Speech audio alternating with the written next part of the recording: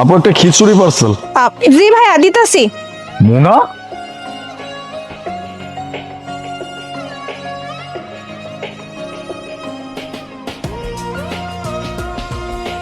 আপু খিচুড়ি কত করে?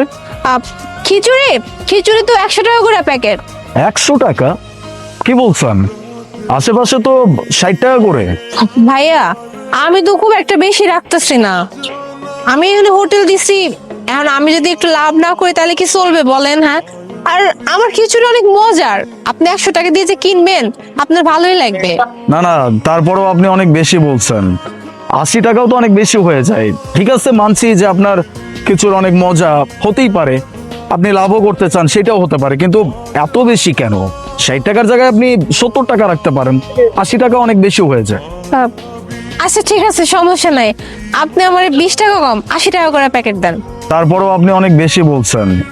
আচ্ছা ভাইয়া, আসলে সত্যি কথা কি, আমি যে দামটা কইতেছি না, এই দামের বাইরে তো আমি দিতে পারবো না। আমি আপনার জন্য তো 20 টাকা কিন্তু কমাইছিলাম, কিন্তু আপনি রাজি হন নাই, তাইলে আর আমার কিছু করার নাই, এই 100 টাকা দামই আমার ব্যস্ত দিবে। বুঝতে পারছি, আশেপাশে কোনো হোটেলও খোলা নাই। ঠিক আছে, আপনি প্যাক করে দেন। আচ্ছা ভাই, আমি এখনই প্যাকেট করে দিতেছি। আপু, যদি কিছু মনে না করতেন, আমি আপনাকে একটা প্রশ্ন জিজ্ঞেস করতে পারি? জি, জিজ্ঞেস করেন। না মানে, বলছিলাম যে আপনার ফেসে এরকম দাগ কিসের জন্য?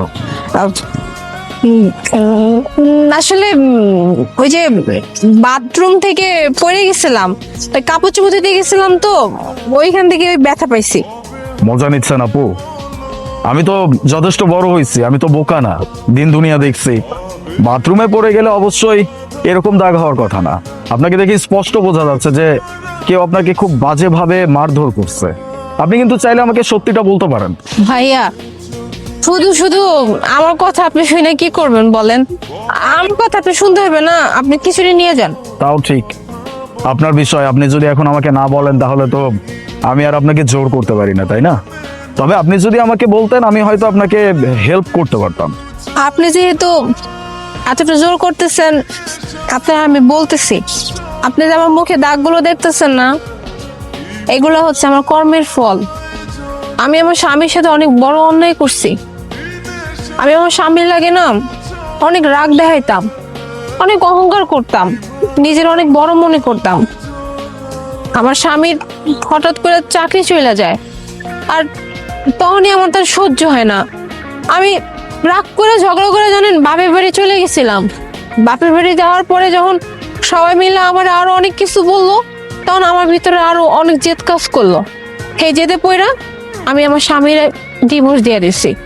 আমার কাছে মনে হয়েছিল আমি যেটা করছি আমি ঠিক করছি। আর ডিভোর্স দেওয়ার পরে আমার পরিবার থেকে আমারে আবার বিয়ে দেয়।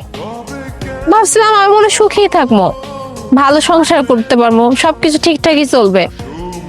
কিন্তু বিয়ের কয়েকদিন পরে জানতে পারি আমার যার লাগে বিয়ে দিচ্ছে এ একটা নেশাখোর, অনেক নেশা করে। আর আমি যখন এইসব নিয়ে কথা কইতাম, আমার লাগে অনেক দুর্ব্যবহার করতো। তারপরে শুরু হয় আমার উপর অত্যাচার। আমার বিয়ের সময় আমার ফ্যামিলি থেকে যে যৌতুকের টাকাগুলো দিছিল না, ওই সব টাকা লয়ে গেছে। কয় এই টাকা নাকি হ্যার টাকা, ওই টাকার উপর নাকি আমার কোনো অধিকার নাই। আর ওই টাকা নিয়ে কি করতো জানেন? ওই টাকা নিয়ে নেশা করতো আর মাইয়া গো পিছনে উড়াইতো। আর আমি যখন এটি নিয়ে কথা কইতাম আমার লাগে অনেক দুর্ব্যবহার করতো।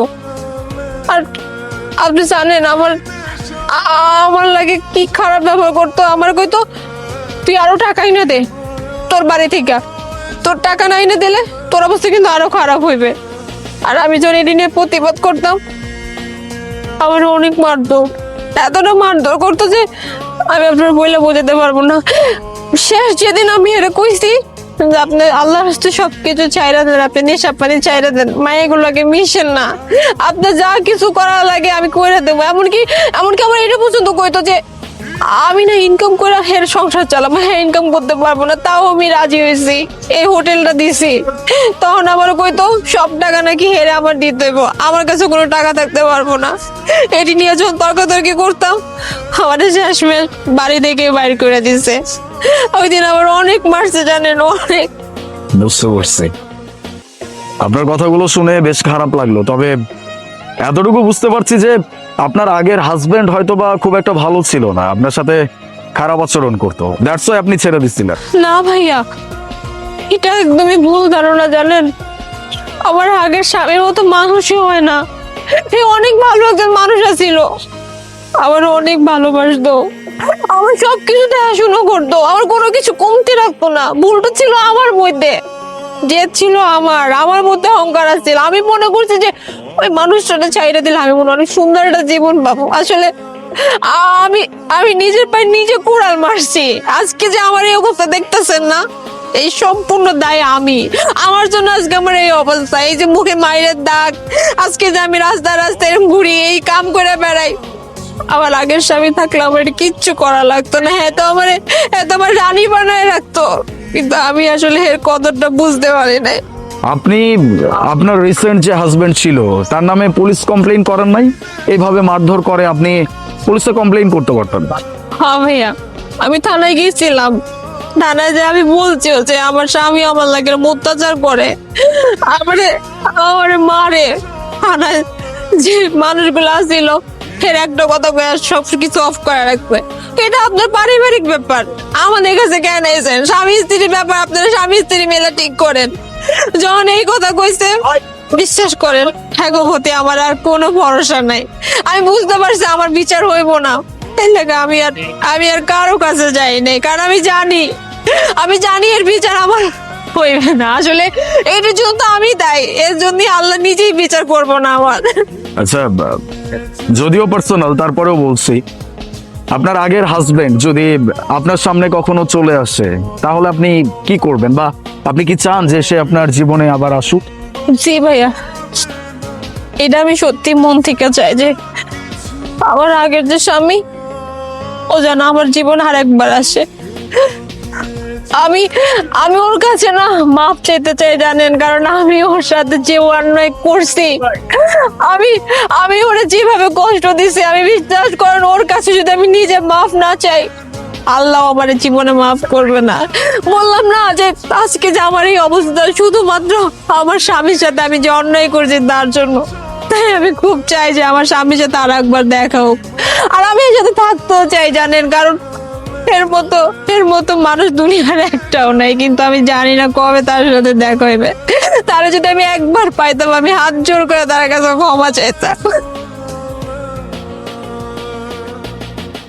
তোমার হাজবেন্ড তোমার সামনে। আর আলিফ, আলিফ তুমি তুমি তুমি কেমন আছো?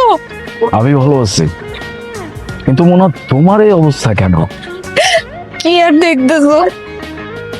যা দেখতেছো এটার জন্য তো আমি দায়ী। আমি তোমার সাথে কত অন্যায় করছি। তোমার তোমার শুধুমাত্র একটু খারাপ সময় ছিল, আর আমি তোমার চাইরা চলে আসছি। আমার তো উচিত ছিল ওই সময় তোমার পাশে দাঁড়ানো, কিন্তু ওই যে জেদ, অনেক জেদ ছিল, ওই জেদের জন্য আমি তোমার চাইরা চলে আসছি। আমি আর একটা বিয়ে করছিলাম, কিন্তু ওইখানে আমার স্বামীর এত খারাপ ছিল বিশ্বাস করো। আমার অনেক মারধর করতো, আমার উপর অনেক অত্যাচার করতো। আর তুমি তুমি আমার তো রানীর মতো করে রাখতাম। ভালো হয়েছো তুমি আমার সামনে এসো। আলিফ, আমি তোমার কাছে হাত জোর করে ক্ষমা চাইতেছি। আমি তোমার সাথে যে অন্যায় করছি তুমি আমার মাফ করে দাও। বিশ্বাস করো এইটার জন্য আমি কত অপেক্ষা ছিলাম যে একবার যদি তোমার আমি সামনে পাই, প্রয়োজন পড়লে আমি তোমার পায়ে পড়ে মাফ চাইবো, তুমি আমার মাফ করে দাও। তুমি কেন শুধু ক্ষমা চাচ্ছ? বলতো তুমি একা করো নাই। হ্যাঁ মানছি তুমি আমার উপরে জেদ দেখিয়ে চলে গেছো, আমিও তো নিজের ইগোর উপরে অটল ছিলাম। আমিও ভাবছি যে ও আমাকে জেদ দেখাইলো, আমি কেন ওকে আটকাতে যাবো। আমি যদি আমার ইগোকে একটু সাইডে রেখে তোমাকে বোঝানোর চেষ্টা করতাম তাহলে হয়তো আজকে এরকম একটা অবস্থা হতো না। আমি নিজেও দোষী, আমি নিজেও তোমার কাছে ক্ষমা চাচ্ছি, কিন্তু তোমার এইরকম একটা অবস্থা আমি কখনোই এক্সপেক্ট করে নাই। যাই হোক, ওর ব্যবস্থা তো আমি করব, ওকে 14 শিকের ভাতও আমি খাওয়াবো। আরেকটা কথা, আমি তোমাকে নিয়ে যাব, তোমাকে নিয়ে আমি আবারও সংসার করব, কারণ আমি এখনো বিয়ে করি নাই। আমার মনে এখনো তোমার জন্য সেই ভালোবাসা, সেই অনুভূতি একটা কোনায় রয়েই গেছে। তুমি চলো আমার সাথে, ওর ব্যবস্থা আমি করবো। আলিফ, এসবের কিছু দরকার নেই। আমার আমার আর কোনো বিচারের দরকার নেই। আমি তোমার জীবনে ফিরে পাইছি, আমার কাছে এটাই অনেক। আমার জীবনের কিচ্ছু চাই না। কিন্তু আমার চাই, যে আমার ওয়াইফের জীবনটাকে এভাবে হেল করে দিচ্ছে, তাকে আমি এত সহজে ছেড়ে দিব? কখনো না। তুমি একদম চিন্তা করো না, আমি আছি তোমার সাথে।